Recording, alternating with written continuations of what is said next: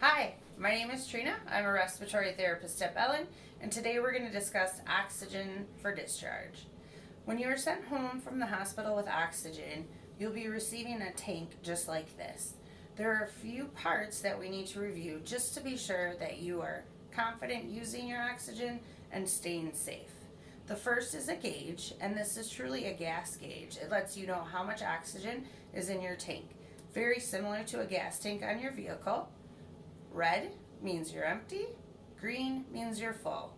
Most of these tanks last 3 to 6 hours, and you'll be receiving a brand new tank, so you should not be running out of oxygen. The second part is how fast you're using it, where you dial in your liter flow, which is how oxygen is measured. You'll turn the dial here until the number you're using is reflected in the little window here.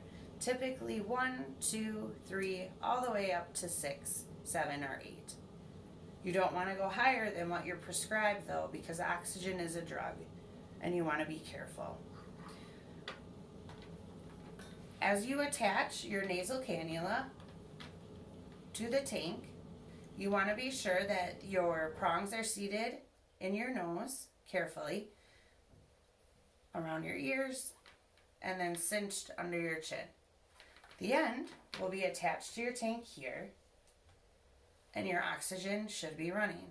Now, if you are concerned that you've dialed in your number and you can't hear the oxygen, the best way to be sure that it's running is to simply disconnect.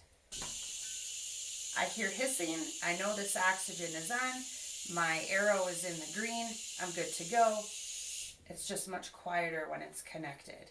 Now, if you have your number in the window, you have it connected, you disconnect, and you still don't hear anything, that means that perhaps the little pin on the top needs to be cracked further. So you'll use the rectangle ends of your wrench, attach to the top here, and turn to the right. Now, when you turn your dial, there it is again. So your oxygen is flowing.